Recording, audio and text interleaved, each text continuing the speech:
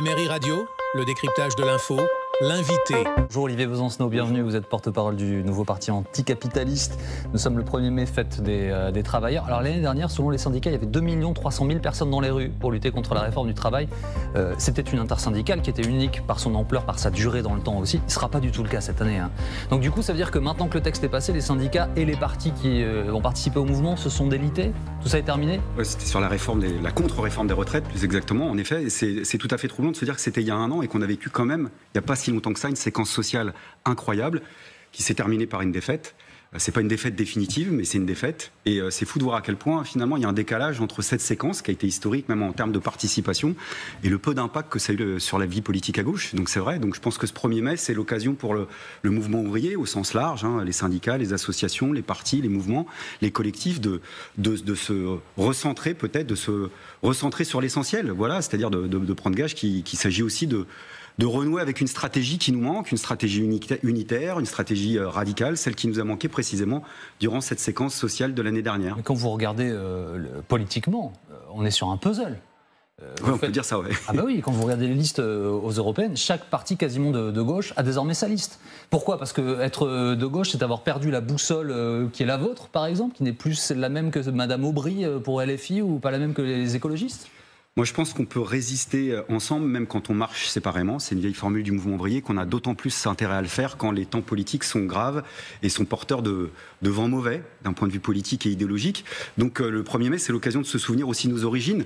Les origines du 1er mai, c'est en effet la fête des travailleurs, vous l'avez bien dit, et travailleuses, et non pas la fête du travail. Ça, c'est une connotation pétainiste de la Seconde Guerre mondiale, qui nous renvoie à une dimension internationaliste très forte. Tout ça, ça naît en 1886 aux États-Unis. Une grève ouvrière qui va mal terminer à Chicago. Ça part d'une société qui s'appelle McCormick. J'en parle parce qu'à l'époque, le mouvement ouvrier part sur l'offensive. On se bat pour la journée des 8 heures.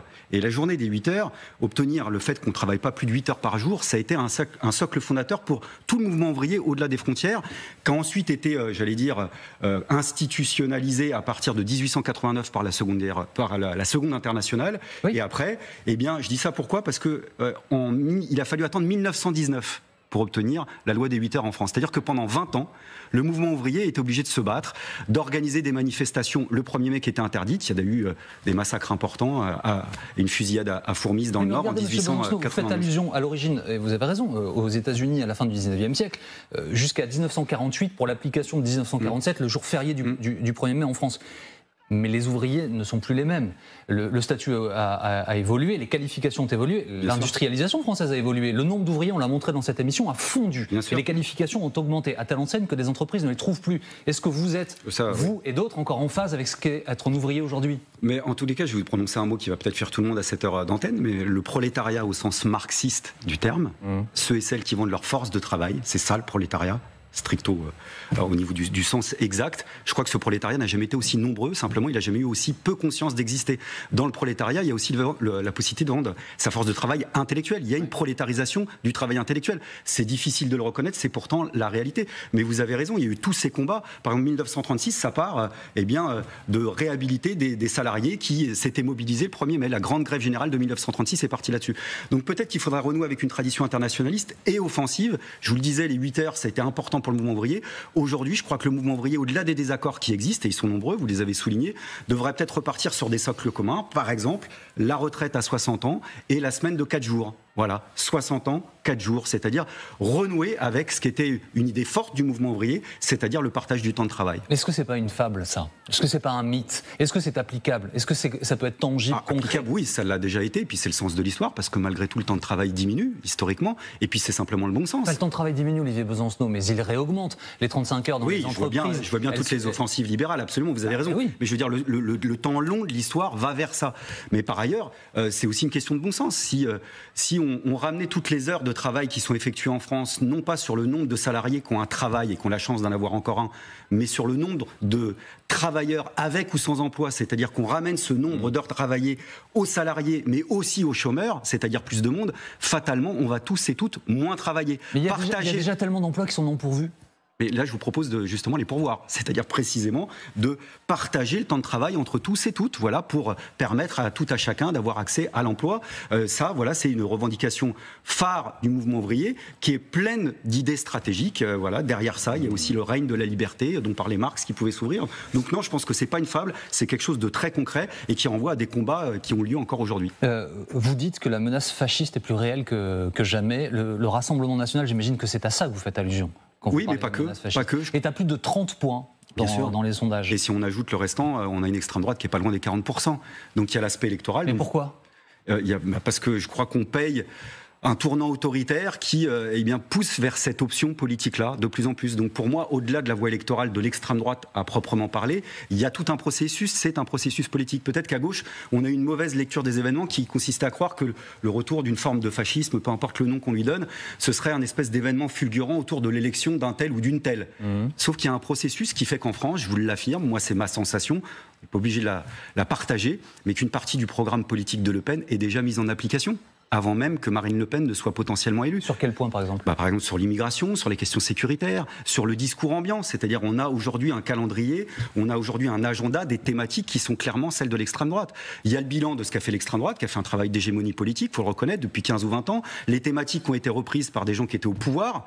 Et puis, il y a nos échecs à gauche de ne pas avoir su faire l'équivalent dans notre propre camp. Il n'est jamais trop tard pour le faire. C'est pour ça que je vous parlais par exemple du partage du temps de travail, de la répartition des richesses, qui n'est pas non plus une fable, un mythe, mais qui est aussi théoriquement une revendication forte du mouvement ouvrier. À un moment, on a vu par exemple tel ou tel salaire quand même créer l'émotion, l'émoi. Je pense que ça, par exemple à monsieur Tavares. Tavares aussi, mais 100 000 euros par jour, samedi, dimanche inclus. C'est quelque chose, 100 000 euros par jour.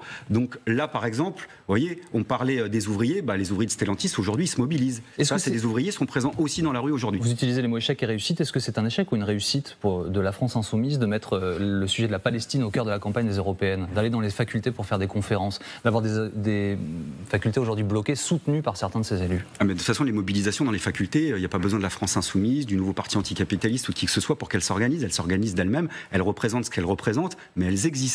Elles existent. Et la question palestinienne fait partie de la discussion de cette séquence électorale. Dizaines peuvent bloquer les cours de plusieurs dizaines de... Alors ça, c'est une ritournelle.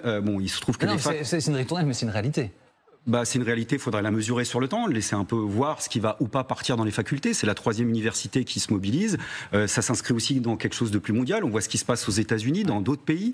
Donc voilà, toute proportion gardée. Moi, quand je regarde les États-Unis, pardon de le dire, mais il y a des images qui, en partie, me rappellent des images d'archives qu'on a connues des années 70, où il y a toute une génération qui se mobilisait contre le Vietnam. Toute proportion gardée, parce qu'on n'est pas dans cette massivité, on n'est pas dans ce rapport de force. Mais voilà, ça fait partie, mais au même titre que la question ukrainienne, par exemple, au même titre que les questions sociales, toutes ces questions doivent être traitées. Vous les mettez au même titre, mais tout le monde ne le fait pas à gauche.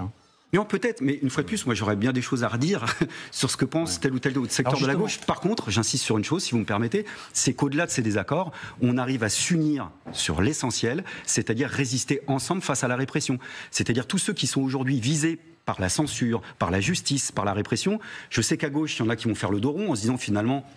Vous pensez qu'il y a Rima Hassan, Mathilde Panot, par exemple, convoqués pour apologie du terrorisme ? Oui, j'ai été les soutenir, mais je pense à Anas Kazib, je pense au représentant de l'UD CGT du 59, qui a quand même pris une peine de prison, avec sursis soit, mais une peine de prison. Je pense au soulèvement de la terre, je pense à ceux qui se mobilisent pour défendre l'hôpital de Carhaix en Bretagne, qui se prennent des gardes à vue. Moi, je veux dire, on est quand même dans un contexte un peu particulier. Donc, tous ceux à gauche qui se disent, bon, allez, finalement, ça passe à côté de moi, je ne serais pas concerné. Et puis finalement, ils l'ont bien cherché.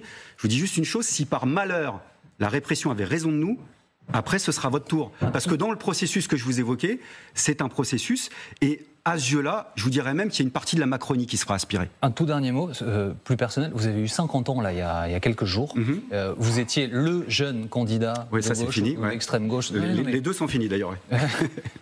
Quel regard vous portez sur ce qui s'est passé depuis que vous avez commencé ? Et est-ce que vous avez envie de continuer longtemps ? Est-ce que vous pensez à y retourner ? Non, moi je continue, moi je postule à rien, donc c'est aussi pour ça que j'ai cette liberté de parole. Je suis très inquiet sur l'évolution de la situation politique. Je pense que là on est victime de l'ère du temps, et Rima Hassan par exemple dont vous me parlez, elle paye aussi un peu de ça, de ce que je sens moi un petit peu, c'est-à-dire un climat de détestation politique des Arabes et de la gauche à la fois. Quand il n'y a pas d'ambiguïté, il n'y a pas de difficulté aussi. Non, mais des ambiguïtés, tout le monde en a, puis tout le monde est obligé de faire son travail d'introspection. Moi, le premier, vous me disiez, j'ai 50 ans, moi j'ai commencé à militer, j'avais 14 ans, des erreurs politiques, j'en ai fait plein. Maintenant, je dis à tout le monde à gauche, à tous et toutes à gauche, ceux qui m'expliquent, plus jamais avec Mélenchon, plus jamais avec le PC, plus jamais avec les syndicats, parce que flemme, il y en a marre. Et plus jamais Besancenot à la présidentielle? Oui, mais non, moi je postule pas à ça, mais je veux dire, c'est pas le problème. Et puis, si je pouvais juste avoir une incidence à gauche, je croise les doigts pour qu'après les européennes, on n'ait par exemple pas ce scénario où à gauche, il y ait plus de candidats déclarés à la prochaine présidentielle que d'électeurs. Voilà. Merci beaucoup Olivier Besancenot d'avoir été avec nous ce matin en direct sur LCI. Merci d'avoir regardé cette vidéo ou d'avoir écouté ce podcast. Abonnez-vous.